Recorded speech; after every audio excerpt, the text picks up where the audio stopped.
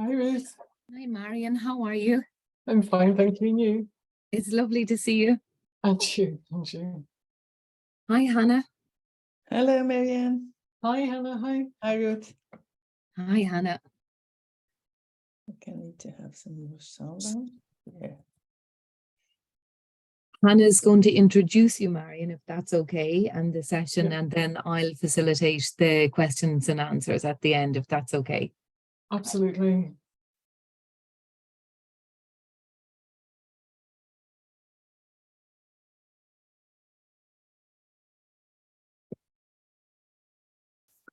So people are joining now. You're all very welcome. Delighted to see so many people joining. It's great. Wonderful.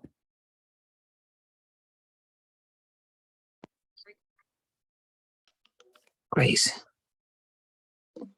If you're able to, it would be lovely if you can put on your cameras, if that's possible, just so we can see the faces. And as always, we will at least have one screenshot, one picture of everybody. Oh, yeah, good idea. But not yet. Hi, Marian. Lovely to see you. Hi, Tommy.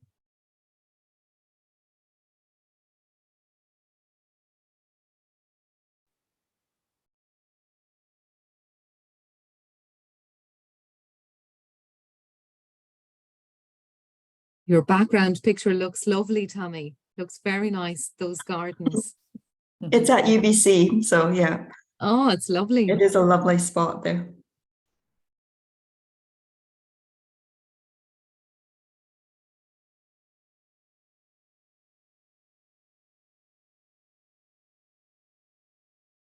Have you got an overview of how many we are expecting? I think there's about 35 for this session, isn't it? Yes, so we will wait for a little while more. Yeah, just that's okay with Marian.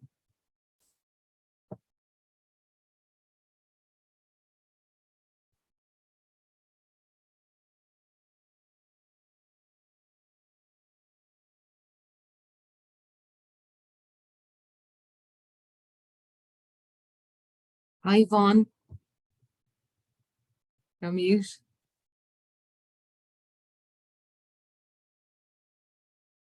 Hello, Ruth. How are you? Lovely to see you. Thank you.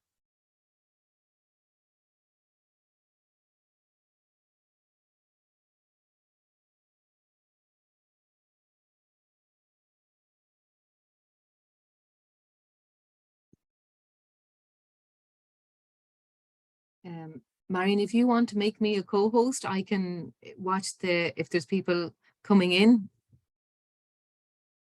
Or do I? I think I need to go back in. I'll see if I can do that, Ruth. You can do it if you just click on see my name there and the participants and the box at the three little dots. Yeah. Thank you. Great, thanks, Ruth. To save you having to keep an eye on the people coming in. Yeah.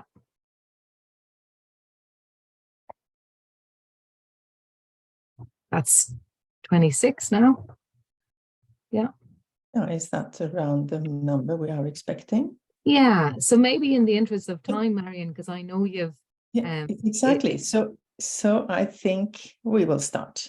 Yeah, Ruth and I are very happy to welcome you to this masterclass on systematic reviewing and meta-analysis with Marian Brady. She is not only the leader of the whole CATS collaboration, but she has been a Cochrane methodological editor since 2009 and an editor for Cochrane Stroke since 2013 and a Cochrane associate editor since 2016. And she has completed more than 25 Cochrane reviews across broad range of clinical topics and has published in excess of 50 reviews, including methodological reviews, narrative reviews, overviews of reviews, mixed method reviews, and several review updates. She has a range of data synthesis experience, including paired comparisons, network meta-analysis, and individual participant data analysis. And as you will understand, she perceives systematic reviews as key to facilitating access to high-quality summaries of the available evidence on a topic for people with aphasia, healthcare professionals, and researchers. So, the floor is Marian's. Thank you, Hannah. I'm working to share my screen in a way that makes sense and allows me to see everybody as well. So thanks for the introduction. It was a challenge to see how many words at times we could use review in the same sentence. So I'm just going to share my screen. And okay, so thank you everyone for joining today. And this is our masterclass in systematic reviews and meta-analysis. It is targeted at early stage researchers and junior researchers with emphasis on methodological training, but I am assuming a basic understanding of systematic reviewing processes. However, I can also see that there are many really experienced people here, so apologies if I'm going over stuff that you already know. Okay. I'm going to start with introducing this guy who's called John Dewey, and he is, many of you might know, is one of the co-founders of the philosophical movement of pragmatism in research. But he said science is a systematic means of gaining reliable knowledge. And I think this is really what is essential to the process of a high quality systematic review, is that systematic process that's applied consistently throughout the whole review. And hopefully he's going to pop up here and there, you know, where it's just as a reminder that this is a systematic process that you're working through. There are many types of reviews. Some you've heard mention of them in the introduction, but you know, there are systematic reviews that look at primary research studies and bring them together. You've also got overviews of reviews, so that's reviews of systematic reviews, sometimes known as umbrella reviews. You've got diagnostic test accuracy reviews, rapid reviews, scoping reviews, narrative reviews, and qualitative reviews. So I'm going to really focus on systematic reviews today, the ones that focus on primary research and synthesizing the information within them. So just to get a sense of who I'm speaking to, I'm going to try and do a poll. Ruth, I don't know if you can access the poll system there, and if you could launch the first one. I'm just going to ask you about your experience of systematic reviews, just so I get a sense of. So if you can complete that. Yeah. Thanks so much. This is my first poll, so right, that's brilliant. Okay, so we've got quite kind of a mix. I don't know if you can see the answers. Okay, but we've got some people who've not yet done one. Sorry, that was me. Some are working on one, and others have completed at least one systematic review. Okay, so I'm going to move on then to talk about your superpowers as systematic reviewers or systematic reviewers to be. So that did not advance. Stop sharing. Sorry, my slides aren't advancing now. I think you've stopped sharing the poll, Marian, have you? Okay, so if I go back. You can close it again. Yeah. Okay, is that right? Yeah, perfect. No, it's not advancing.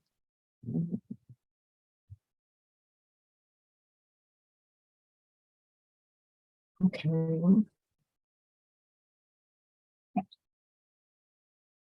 Okay, let's see how it goes. Okay, so you're all superheroes. This is Spider-Man, and you may well remember that Uncle Ben told him that with great power comes great responsibility. And I often think of this line in the context of systematic reviews. It's the way my mind works sometimes, because it's actually with great systematic reviewing comes a lot of responsibility. And I'm saying that quite seriously, because as a therapist, I was really reliant on high quality systematic reviews to do most of the work for me in terms of scoping the high quality information that was out there in the literature, gathering up all the relevant primary research to address a research question I was interested in or information I needed to inform my therapy. And high quality systematic reviews will do that across published and unpublished data from across any date, any language. And the reviewer will critically review that and evaluate it and organize it and synthesize it and report that back to the reader in a way that saves them the energy and effort of having to do that, or the capacity to do that. Now, you may also choose to progress to meta-analysis. A meta-analysis is the statistical analysis of the data, but that technically is not included in the concept of a systematic review. It's kind of the second stage related to it. Most of my talk is focused on the systematic review element. I've discovered I have an awful lot to say about it. So if you are interested, it's something we can return to, but I will touch on it, but the balance of the information is about systematic reviewing. So in reviewing the literature, it's important to be aware that these systematic reviews are increasingly important in a landscape that has increasing amounts of research information being published over time. And this is data from the Cochrane Stroke Group, where we worked to track the number of stroke trials across the field, the number of non-Cochrane reviews being conducted in the field of stroke, and the number of Cochrane reviews being conducted in stroke. And you can see in the last 20 years, there's been a huge upsurge in the number of trials being published, the number of non-Cochrane reviews, and the number of reviews. And this isn't just stroke. I could show you a different graph that relates to trials across more generally and generically, but I figured in the context of aphasia, you will be perhaps interested in stroke in particular. And so it's against this backdrop of having to manage that information and trying to gather that information and appraise the quality across that increasing volume of information being produced. Because it is variable quality. It's not always good quality information that's coming out, but there are really key nuggets in that information too that you want to highlight. And so just these light bulbs are just, top tips, if you like, things that I think is important to remember, that high quality systematic reviews have the potential to make a really important contribution to the research evidence base. It enables future researchers then to build their research on that foundation that you have created. And it also is a key information source for clinical practice, so that the therapists and the patients with aphasia then benefit from that evidence synthesis. So it's not to be underestimated. So my plan for today is to talk a little bit about formulating your review question, planning a review with the end in mind. I'm going to talk about the balancing of the review scope with other competing factors like resources, systematic searching and screening of the data, data synthesis and risk of bias, and a little bit about publication. And I'm aiming to leave a few minutes at the end for some questions and answers. So your review question. I wanted to talk about research waste, first of all, before you start reviewing your defining your research question. And that's, I'm not sure how familiar with this you are with this concept of research waste, but there's a lovely series of papers published in the Lancet back in 2014, which identifies the vast number of publications on the costs associated with research that's produced, but actually really hasn't been helpful. And that might be because the research asks the wrong questions. It might address questions that we know the answers to already. It might be poorly designed research that really doesn't have an impact. It might be inadequately reported, so we don't actually know what happened in the research. Or there are many cases where we know the research was funded, we know it was conducted, and it's never published. And so we don't know what's happened to it. And that's really waste in the research context. So for you, in generating your research question in your systematic review, you need to flip that to the other side and think about, well, I need to ask the right question. I want to ask a clinically important question. I want to have a high quality systematic review design, and I want to report this to the highest possible standards.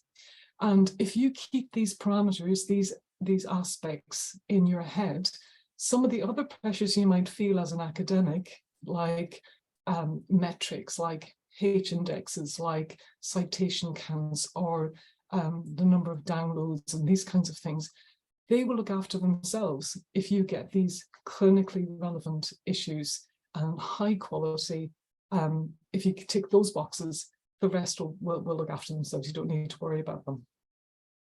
And you're doing what you want to do anyway. We're all in this to improve aphasia, the lives of people with aphasia and the clinical services. And as an example of that, the Cochrane review that I conducted with many colleagues in the group, looking at speech language therapy for aphasia following stroke, was published in 2012 and again updated in 2016. And despite the distance from the publication date, it has remained in the top 10 most downloaded Cochrane reviews for stroke over many years. So it shows that high quality reviews, clinically important question, it continues to have relevance, and it's cited in many guidelines across the world. So what is the research question? It's key to consider, is it a priority question? And a great way to check that is the work that CATS have done, led by Sue Franklin, where she identified the top 10 research priorities relating to aphasia following stroke. And you need to consider, will the findings address the questions that the reader has? Well, that top 10 research priorities, we're looking at the priorities as shared by people with aphasia, their family members, healthcare professionals, and to a lesser extent, researchers. So is this review needed, and has it been done before? These are some of the other questions you need to ask. And if you identify it is a priority, you can progress to the next stage and think about defining the PICO associated with that research question. So a good quality research question will identify the population or the patient, or if it's a methodological issue, it might be the problem. It'll identify the intervention or a prognostic factor. It'll identify the comparison, if that's relevant to your review, and the outcome or the measurement instrument that you're interested in. So we generally should talk about PICOs, although there's some tweaks, as I mentioned, as I went through that, for methodological reviews. Sometimes people add a couple of T's to the end of that, because you might want to talk about the type of study. It might be solely in relation to OCTs, or you might want to talk about the type of a research question, like treatment question or a diagnosis or a methodological review. And my top tip here is that it needs to be answerable. So that might sound a bit crazy, but actually, you know, it's not to be underestimated. So a good example is many years ago, I did some work on preoperative fasting. So that is, before you have anesthetic, a general anesthetic, you're not allowed to eat or drink before you go under anesthetic, because some of the food or fluid in your stomach may regurgitate, and it could be aspirated into your lungs and causes all kinds of problems, and ultimately could cause death. But the actual number of times where death occurs is incredibly rare, because your anesthetic and surgical team are amazing. And if there is an unfortunate regurgitation and aspiration, they can put all kinds of interventions in place to keep you safe. Now, somebody wanted to do a systematic review looking at preoperative fasting where the primary outcome was death. Now, that's just not answerable, because it doesn't happen. And you don't have trials that aim to randomize people and then count the number of deaths as a consequence, because it is not frequent enough. So that's just one example of how you could have a research question, albeit not on the topic of aphasia, that is just not answerable. Okay, so you've identified your research question, you've created it, formulated in a PICO terminology, a structure. The next thing to check is, has it already been done? And you might want to check PROSPER for this. So PROSPER is an international prospective register of systematic reviews for health, social care, public health and education and international development, where health is an outcome. I'm going, top tip here is that they will also accept methodological reviews if you can demonstrate the link between better quality studies and health outcomes. So we did a review looking at recruitment in stroke randomized controlled trials and how to maximize the accuracy of our recruitment forecasts in different sites for randomized controlled trials. And we were able to demonstrate that we can improve recruitment to a trial that would actually benefit health outcomes. And as a consequence, they were able to register our review. So they register systematic reviews, rapid reviews, and umbrella reviews. And they generate a permanent record and give you a unique ID So it's a good thing to do. So you can check, has anybody else done this? And if not, then you can consider registering your review. In developing your PICO, you might want to clarify your aims and objectives. Sometimes this is known as FINDER because it's feasibility. Is it interesting? Is it novel? Is it ethical? Is it relevant? I've scored out interesting because I think it should be about priority, but it doesn't work with the acronym if you do that. So this is where it comes into the balance between what's feasible in terms of your resources, the number of studies that are out there, the data of interest and your comparisons and outcomes, the time you've got available if you're trying to do this within a PhD, the costs, and importantly, remembering, do you need to update this? And this can be a juggling act. So you may want to think about, well, how many studies are out there and how much data do we need to gather? So another example is a review that we did. In fact, it's the same methodological review looking at recruitment to stroke trials. Now, there are hundreds and hundreds of stroke trials out there, and we wanted to look at recruitment. So if we did a systematic search for all the published stroke trials, you can imagine how many we would get. Now, we were quite ambitious. We wanted to, this was a big issue for stroke trials and the feasibility and costs of in relation to stroke trials. So we balanced the feasibility of gathering data from hundreds of stroke trials with the amount of data we were going to extract. So we narrowed that data of interest down to just, I think it was about 5 data points for each stroke trial. So instead of having, say, 30 randomized controlled trials where we need to extract 100 different pieces of information from each stroke trial, each aphasia trial, we had stroke trials, hundreds of them, but we only need 5 pieces of information for each, and that made it much more feasible. So you may have to balance what you want to do to make your ambition, your goal, your priority research question, to bring it within reach by looking at how much data you absolutely need to answer your question. Okay, so starting with the end in mind, it's about developing your protocol in a good deal of detail. So you start by scoping the nature of your research question, the content of your systematic review, the data analysis, and the structure of your results. I always encourage people to really work hard to anticipate the judgments, the categories, the decisions they might have to make about the data, about classification, about combinations.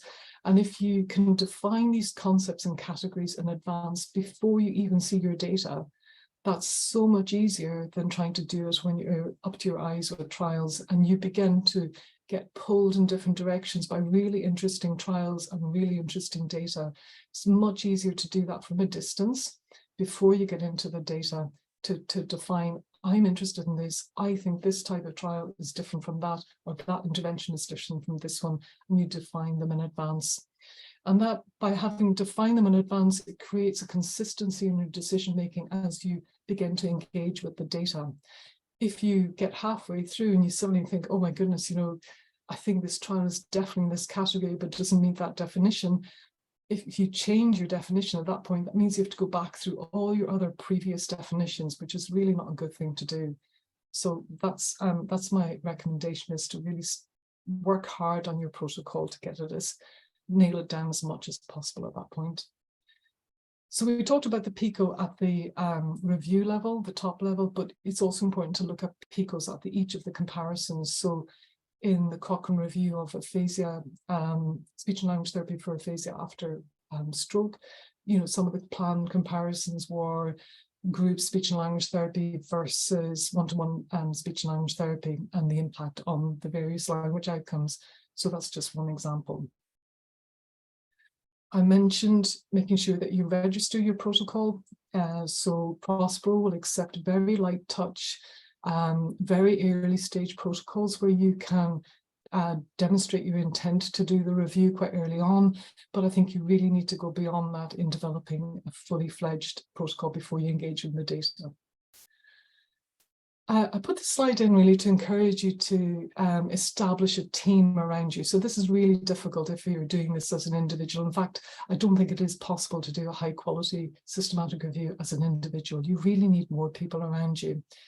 Think about the involvement of people with lived experience of aphasia, their family members, people working in the healthcare professions that work with people with aphasia, the therapists that will be delivering interventions that you might be investigating in the review, and also consider the methodological experts, systematic reviewers that have done multiple reviews, meta-analyst, statistician that's familiar with data synthesis, and key is an information specialist. I'm going to come on to that later. If you're doing a really large review with lots of data, like an individual participant data, a meta-analysis, you might even want a data manager. Okay, so designing reviews of complex interventions. This is where you're thinking about perhaps speech and language therapy interventions for people with aphasia, or any other behavioral intervention where there are multiple components. And reviews of the effectiveness of such complex healthcare interventions can be very challenging to conduct, but they're absolutely clinically vital. It makes it all the more important that we do that work for clinicians to save them trying to do that over their cup of coffee. And the complexity tends to be addressed by reviewers in two ways. And I was thinking about this, it's a bit like Matrix when they either give him the blue pill or the red pill and he has to choose. So you can either take a broad lumping approach, which is what they call it, or a splitting review approach. And your decision here will impact on the clinical relevance and the accessibility of comprehensive evidence summaries. Now, I'm going to put my hand up here and say I'm really quite biased about this because I think there's one way is far better than the other. See if you can figure out as I progress through the slides which is my preferred option, but I'm going to try and give a fairly balanced overview. The terms lumping and splitting come from Charles Darwin, where they're trying to categorize and develop a taxonomy for flora and fauna. And you had people who were grouped together, very diverse animals into a single species, whereas others were identifying minuscule details or changes or differences between animals to create different species. And so there was that kind of tension between the two. So we're not alone in this issue. So in terms, both approaches have advantages and disadvantages. Lumping approaches are really comprehensive overviews of a particular clinical issue. So for example, speech and language therapy for aphasia after stroke, it's pretty encompassing, but that's the kind of questions that clinicians have typically. And having a lumping approach can allow you to explore the consistency or generalizability of lots of different patient groups, lots of different time points for follow-up, and also comparisons across different interventions. The disadvantages are that they tend to be really large and complex reviews that take a lot of time and resources. And it can actually make the review difficult to read if you're trying to communicate lots of comparisons across different patient groups and interventions. In contrast, the splitting approach is a much more feasible approach. There's an ease to the writing and the reading because it's got simplified objectives and comparisons. The problem with it is that the evidence can be quite sparse and it limits your ability to explore differences across groups or between different kinds of treatment. And it can be difficult to retrieve information across multiple split reviews. There's also, in my opinion, a bit of a risk of bias because if you have multiple split reviews publishing, very often on overlapping information, it can give this false sense of huge amounts of evidence to support a particular intervention when actually you might have very similar evidence base but just looked at or from slightly different perspectives. And actually by having multiple reviews on the topic, you are reducing the accessibility of the evidence summaries, and it might actually lead to healthcare uncertainties. If one split review is saying X is better than Y and another one is saying Y is better than X, it can cause problems. It also overlaps a little bit with something called salami slicing science, where the split reviews are taking really narrow approaches and tiny elements of the evidence that are needed for the clinical information when really you need the whole salami as a therapist. Okay, so I don't know if you've guessed yet which I prefer, but I'm going to ask you now if you can think about if you have drafted a manuscript, would you at any time submit it to two journals simultaneously? That's the next poll.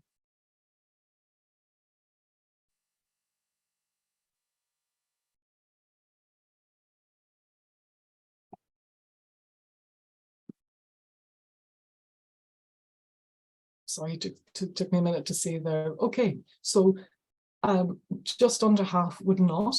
Oh, hang on, that's sorry, folks, that's the wrong poll. I don't think the other one came up, Marian. Yeah, no, Oh. we didn't see it, Marian. Yeah, Okay, the second poll hasn't come up for people to respond to. okay, so here we go. Let's try this one now. That's got it, it you now? have it now. Yeah. Okay, oh wow.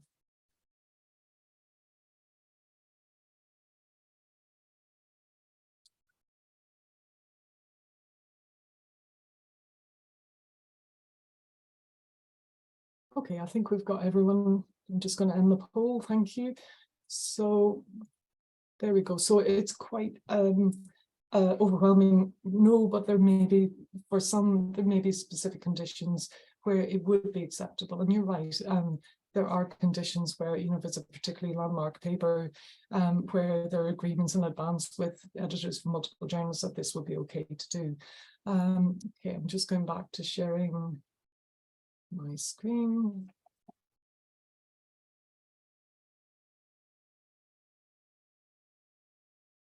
Okay.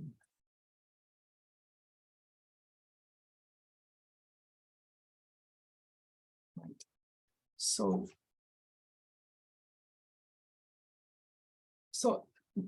you would never or very rarely do this with a normal manuscript. And so I think there's an overlap here between submitting a same manuscript to 2 different journals as producing systematic reviews on the same data set across, you know, on the same topic or very similar topics. And a lovely study in the BMJ looked at the published systematic reviews in the field over a year, which was 73.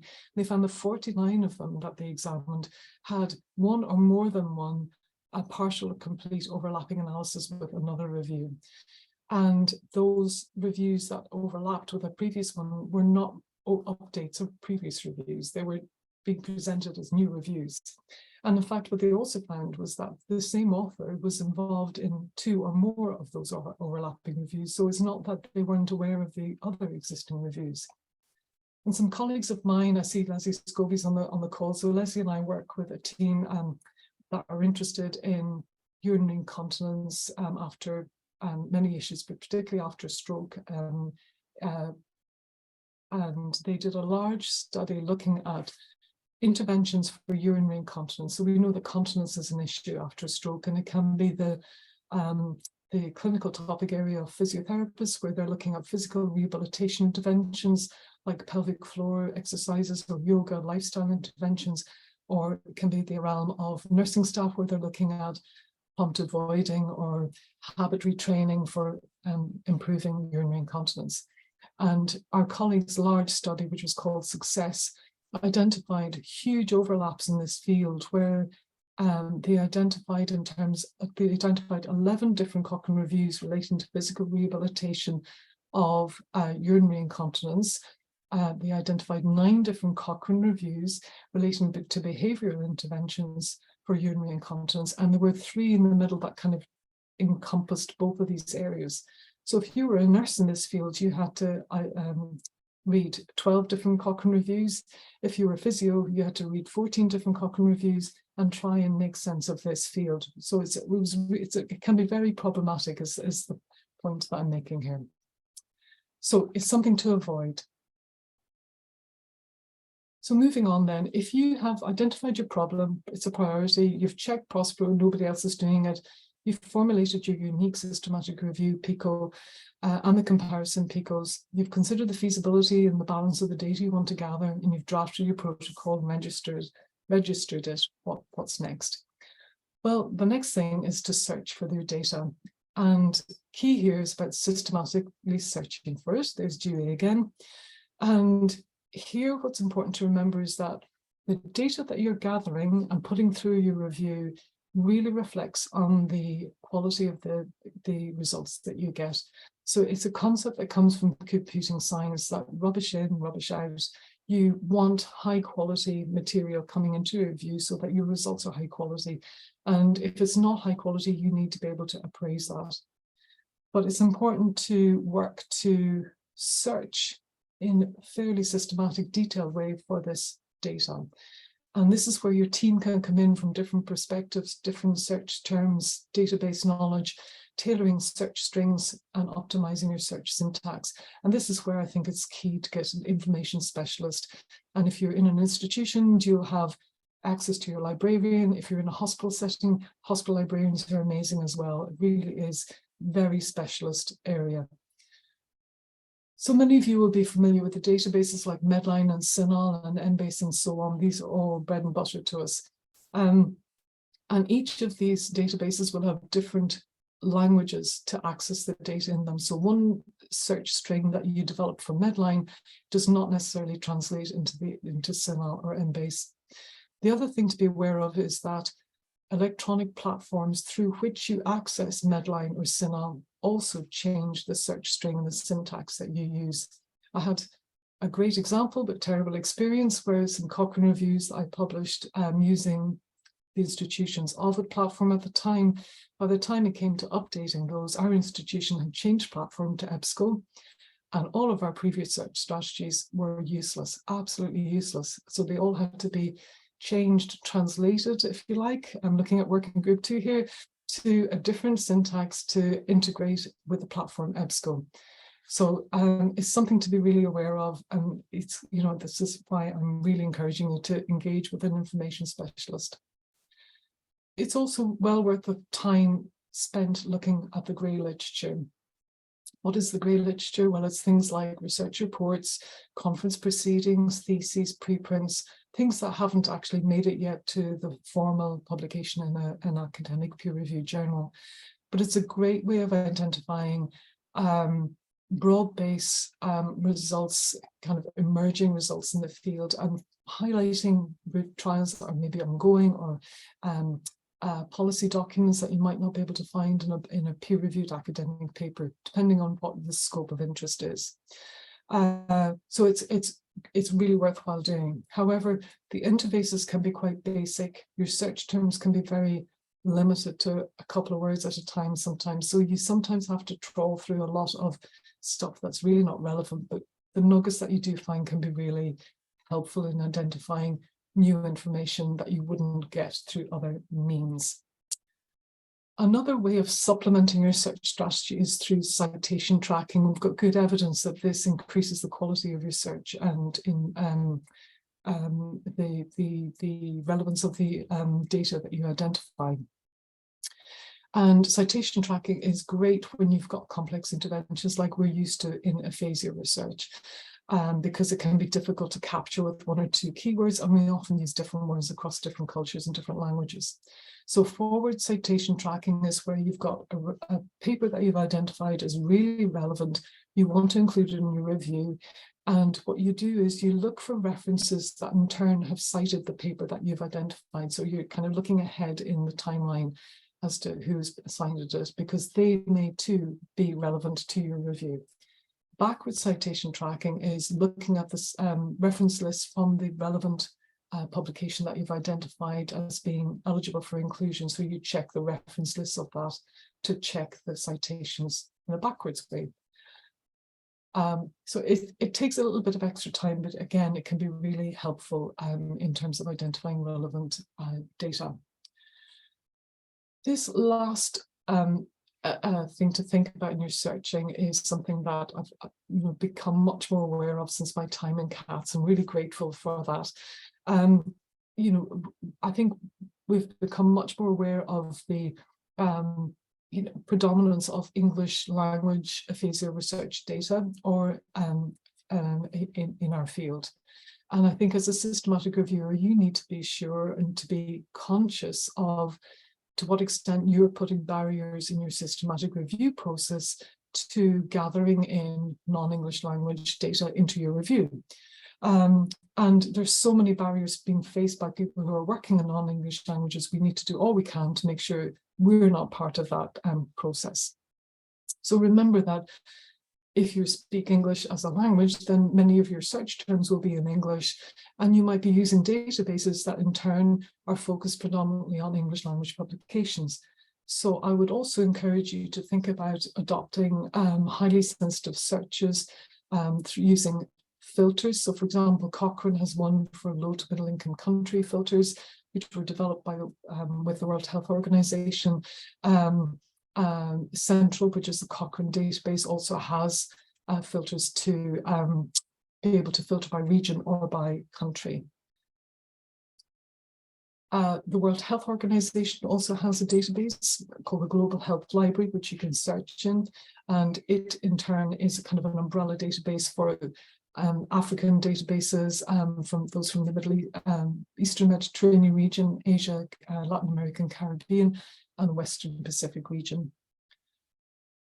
LILACS is another great Latin American Caribbean health science specific database, which is a network across multiple institutions in that region.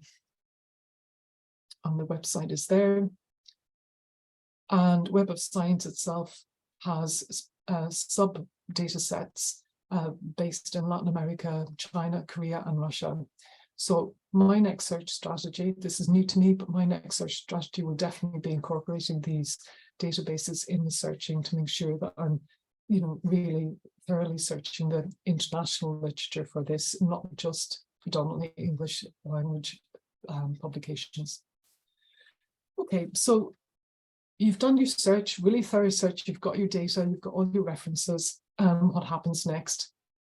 Well, it's about filtering those to the really the nuggets that you want to get, the gold that you want to get to bring into your review. And in days gone by, I would have searched the titles or screened the titles first of all, then the abstracts, and then the full text. Increasingly now, some of the software systems merge title and abstract into a single stage. So it's up to you if you want to do title only or merge both. But what I would recommend is that you apply screening questions, and they are, for all intents and purposes, your inclusion criteria. So does this, for example, this is an example, does this paper include people with aphasia? Is it stroke-related aphasia? Is the intervention SLT? Does it compare to another SLT or no SLT control group? Does it measure language as an outcome? And is it a randomized controlled trial? That would be just one example. So yours, for your systematic review, might be slightly different, but apply those consistently to every single reference. If the answer is yes, then it goes through the next stage. If it's no, it's excluded. And when you get to the full text stage, if you're excluding, you need to give a reason for why you're excluding it. And the reason for that is that you should be keeping track of your decisions based on the references you're identifying. And you can see in the center part, I don't know if you can see my cursor. Can you see that, Ruth? Yes, you can. Lovely, thanks. So in the center here, you'll see a standard Prisma flowchart, which you're all probably very familiar with.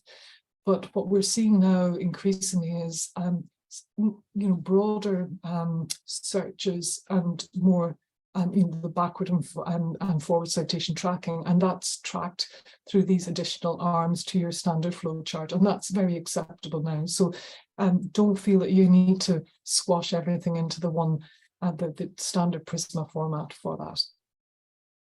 Okay, so I would definitely strongly recommend some kind of data management software. I'm not going to recommend one in particular because it'll depend on what you're used to maybe or where you're based. Perhaps your institution has an institution-wide license, but Wikipedia has a really good comparison table, which is really helpful if you are in a position where you want to choose particular software. So you've now searched your data, you want to gather information from the papers that are included in your review.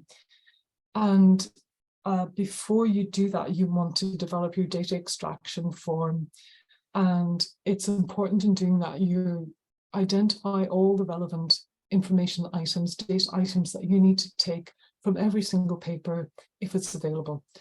And I would encourage you to think about things and to use some of the templates and checklists that are out there, because it's difficult to think in advance what you might need to know. But these templates, like the Tidier checklist for interventions, the Describe study, which is about participants' descriptors of people with aphasia, the Roma study of the core outcomes for aphasia research. These are all really helpful prompts for you to think about, do you need to extract that information in your data extraction form? So once you've developed it, be systematic, pilot it, refine it, adjust it on a, as you go through until you and your team and your colleagues are happy with the quality of it. And it's important to profile each study rather than the paper. I think this is a common issue amongst some of my students, perhaps, that it needs to be the study that's the denominator rather than the paper. So some trials will have multiple papers. They might have a published protocol, process evaluation, the main results. They might have abstracts, and you'll have identified all of those, but you collate and condense that into a single record for that study. So this is an example of what my data extraction forms tend to look like. I will have it's an Excel file, nothing fancy. I'll have categories like information about the study, information about the participants, information about the interventions, and so on. The amount of information, this is a particularly light touch piece of work we're doing, but the amount of information will reflect the analysis planned, the comparisons being made. I also tend to color code because I find that really helpful. If I'm halfway down the page, I'll know I'm still in the section on study design, or I'm still in the section on participants' demographics. Okay, so I think I've dealt with most of the issues in this page, but just don't be afraid to compare and contrast across multiple reports of a single paper, a single study, because it's incredibly difficult to report a randomized controlled trial that took 8 years to conduct in 5,000 words, which might be the journal's limit. And so it's not unusual to find that there are pieces of information missing. It might be because it fell out in the 5th version of that manuscript that was being drafted. It might be that it's buried in the supplementary files that you might have missed. But it's important that you can compare and contrast. It also helps with the quality, so that the quality appraisal, because if you find an early report of the trial, you get the trial registration and they talk about capturing outcomes across 10 different measurement instruments, but the final report is just describing 5, then you can go back and check the other sources to look for the additional outcome measures, because you don't want to waste any of that information. And if there's missing outcome data, then that can be a quality issue too. But generally, it's not deliberate missing. It's more just, it just didn't fit. Right, so I think these top tips, I think I've already mentioned. The one I would highlight here is perhaps that I often think to myself, there's no room for grey. So I have a cell here. I need to say if it's include or exclude. I can't say a maybe. I need to say if it's yes, it's intervention A, or it's intervention B. I can't say it's a maybe. So you need to, that's something that I find helpful, that I can't sit on the fence here. I've got to make a decision. I'll have to return to my protocol, my classifications, my descriptions, definitions to see which fits best. I'll also say that this process of data extraction can be time consuming and a little bit laborious, but I often think of it as similar to the qualitative process, where you're really engaging with your data and you're getting to understand the nature of each of your trials, so that when you get to see the numbers coming out the other end, you really have a depth of knowledge and awareness of what that trial is about.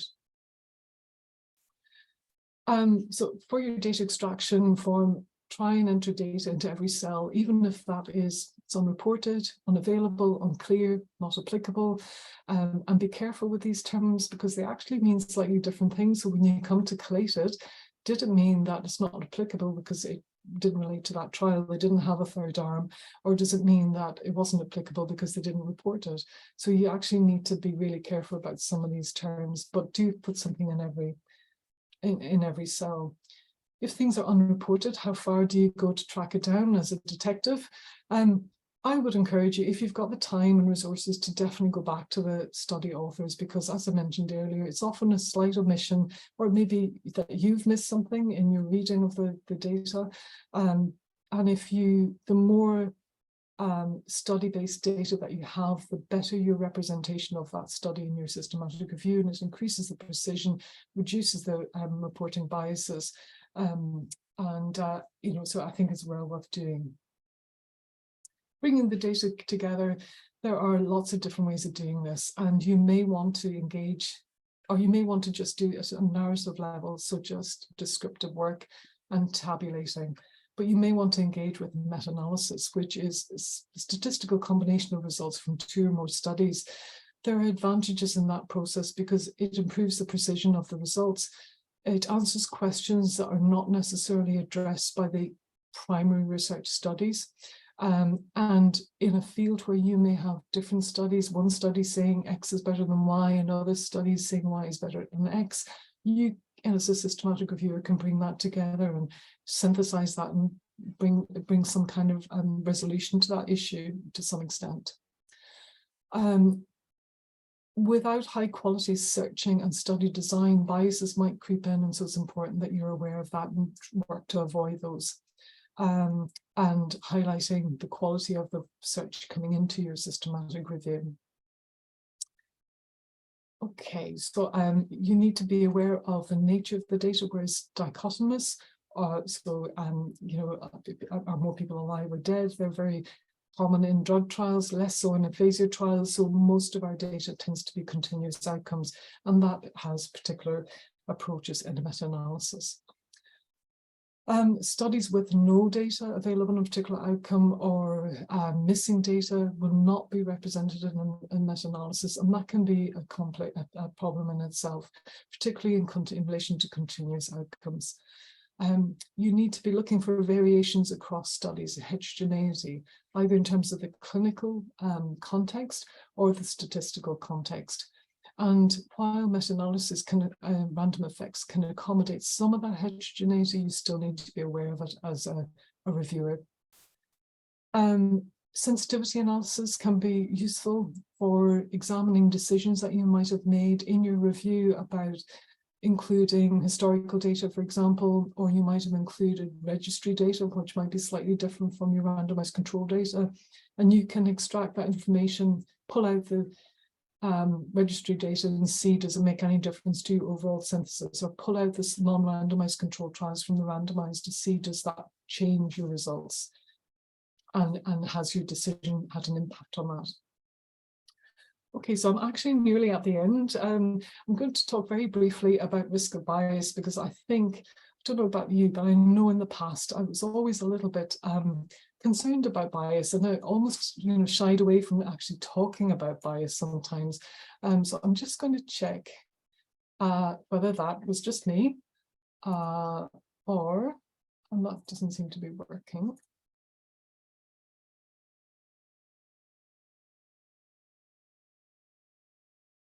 Sorry, folks, so this won't come up. Let me try again.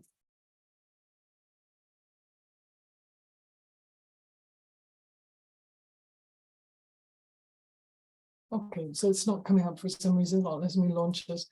But for the interest of time, I'm just going to keep going and share my screen again.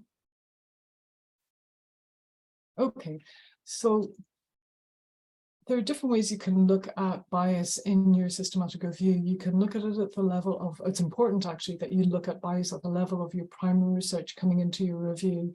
And in relation to trials, it's often about selection bias, performance bias, and detection bias.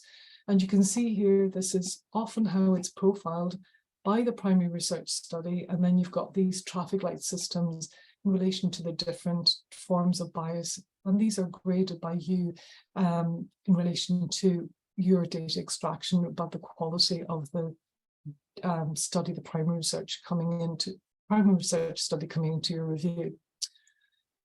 There are many kinds of bias, and the top 3 there are key to the quality of randomized controlled trials, but other elements should be considered as well. There are different ways of profiling that. So what I showed you before was profiling based on the primary research studies. You can also profile it based on the evidence that you're generating. So you can see risk of bias here. You've got A, B, C, and D, and that translates to the different types of biases here. So for each outcome and evidence synthesis, you can see to what extent is prone to bias. Another way to synthesize it is at the overall comparison level, so not isolated by individual trials. And here you can see an example of how it's been profiled based on randomized controlled trials and its relevance to non-randomized controlled trials too. What I really wanted to highlight here is it's also worth considering meta biases. So not just the biases in relation to the research coming into your review, but also biases that might be inherent in your approach to your systematic review or decisions that you made in your systematic review. And there's a great tool called ROBUS, which is the risk of bias in systematic reviews, which will help you work through considerations about ecological bias, selection bias of the material coming in, the publication biases that you might have identified, availability of the data, the quality of the evidence, and any of the decisions that you may have made in your systematic review process that might have changed or biased your meta-analysis. Okay. So lastly, publication dissemination is please publish your reviews, publish. Even if you found nothing, that information is helpful for others to build on. I think it's something that's probably unique in the systematic review methodology is that there is a best before date or a use by date on systematic searches because you have a last search date and they go out of date quite quickly, especially if it's a large review. You could have been working on that data for 2-3 years before you get to the end, and you might have to actually do a quick update just before you publish. And it's something to consider if you're doing a systematic review in your PhD, you may have to do a quick update before you submit your thesis. In publishing, do use the Prisma checklist to make sure that you're reporting all the necessary quality criteria. Sorry, this is really small font, but you'll be able to find Prisma checklist. And not only Prisma checklist, but do use the other extensions that are out there. So there's one for abstracts, there's one for protocols of systematic reviews, there's one for different types of analysis like a network meta-analysis, complex interventions, that's us all over, isn't it? So you might find that you have multiple statements and checklists to report to. So I think in our release papers, I think I had something like 8 or 9 templates that I needed to report to. But it can be laborious and time consuming. By the time you get to the end of that process, you've got a really high quality report of what you did and how you did it. Okay, and lastly, just want to nod that not everything is about meta-analyses. There are other kinds of evidence synthesis, like qualitative evidence synthesis, and different approaches to doing that. And there are materials and resources out there to support that process too. There's a whole range of different methodologies around qualitative meta-synthesis that we might want to have another methodological session on another time by somebody else. But so it's just to highlight that it's not all quantitative data that systematic reviews are about.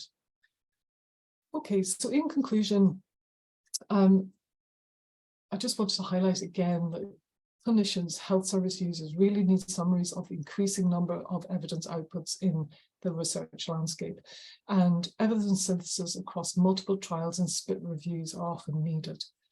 Funding will often prioritize high quality, up-to-date summaries addressing key priority clinical questions. And I think that CATS has and will continue to have a vital coordination role in this activity. Thank you. Thanks, Marian. That was fantastic and brilliant slides. Really helpful. Thank you so much.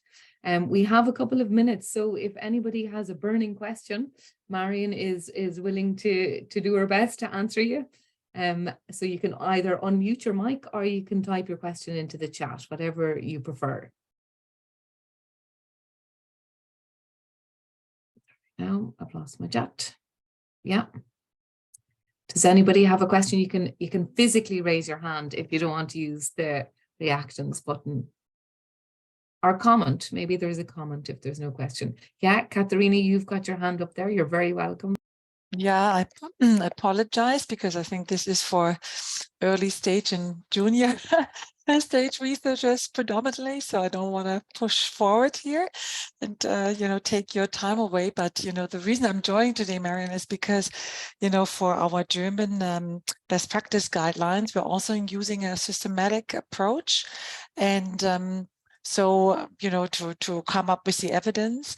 And I'm wondering how you can extract evidence from non-quantitative systematic reviews.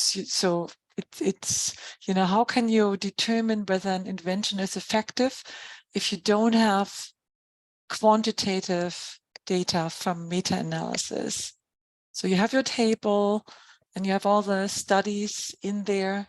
So how do you get, I'm not familiar with these qualitative approaches that you mentioned.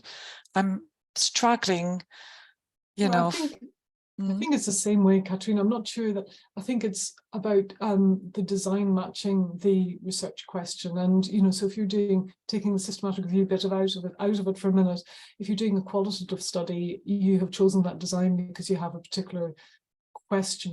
It's the best methodology to answer your research question, which might be about exploring the perceptions of people with aphasia in the context of something or other. If you wanted to answer a question about the effectiveness of an intervention, you're much more likely to use a quantitative approach. And I would suggest that the systematic review that has addressed evidence of effectiveness is much more likely to be quantitative, which is, the Cochrane type approach. And so the qualitative systematic review is likely to have had slightly different ambition to be addressing something else. I don't know if that helps, or do you mean that they have? Yeah, okay, maybe I missed that then. So, because for effectiveness questions, I wouldn't know how to answer this if you just have a table with all the studies, but don't have any quantitative analysis to really see, so, what remains if you lump them all together. So they are quantitative data, but they have not progressed to the systematic, they've done the systematic review, but not progressed to the meta-analysis. Yeah, so for that, if you wanted to synthesize that data, which I suspect you do for your guideline, you do need your meta-analysis, Katerina. I don't know if that's probably not the answer. Yeah, I wasn't sure whether you suggested that you can do it without quantitative. No. Okay. I think you would have to, you'd be eyeballing effect sizes and changes, and I think that's difficult to then bring together in a meaningful way without doing a meta-analysis. Yeah. Thanks, Katrina. Marian? See, Eve has a question, Ruth, in the chat. So she asked about publications that discuss different types of bias. I think a really easy one to highlight for some of the key sources of bias that are known to influence the evidence that's produced would be the Cochrane Handbook. So if you're interested in systematic reviews at all, whether or not they are Cochrane reviews, it's a really great source of information. It's freely available. It's an online handbook, it's a virtual handbook, and you can identify and get more information about sources of bias. But I will say that I didn't have a chance to mention in the talk is that while Cochrane will emphasize things that are particularly prone to bias or noteworthy in randomized controlled trials, such as detection bias and selection bias and so on, it's worth keeping your mind open for other potential forms of bias. So in our Cochrane review, in the last version of the update, we identified noticed that the comparisons between speech and language therapy and social support were incredibly similar interventions. And through further investigation, we also saw that there was a significantly higher dropout from people randomly allocated to social support.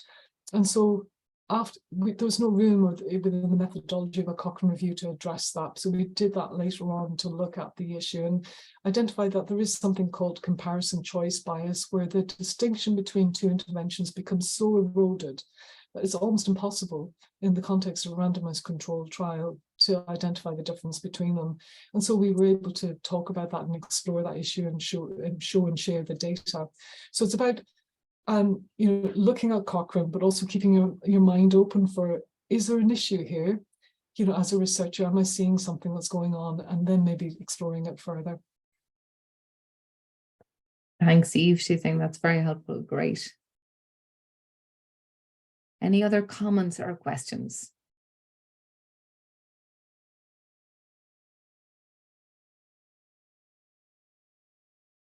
Marian, I don't want to hog the floor, but is it okay if I ask you a question? Oh, sure. While Yeah. I thought you were people going to are say it's thinking. time for tea. Yes. So maybe, so I was interested when you put up at the start of your slides there about the research team and formulating your research team, and you had public and patient involvement up there. So I'm just wondering, are you seeing in your experience an increase in PPI in systematic reviews at the moment? Yeah, thanks, Ruth. I have a colleague, Alex Tonton-Brown, who's done a whole range of work on this and to really good effect, and has developed a framework to support and map the involvement of patients and public in systematic review processes, and has not only talked about how to do that, but has also delivered that through some quite complex reviews in the field of physiotherapy.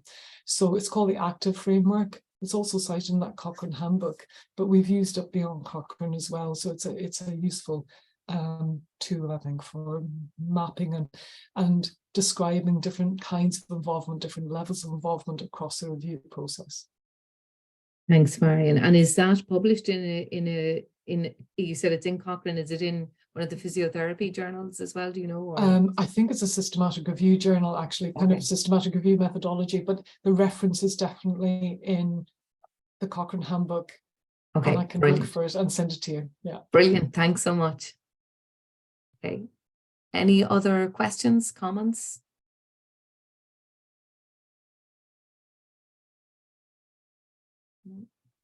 Okay.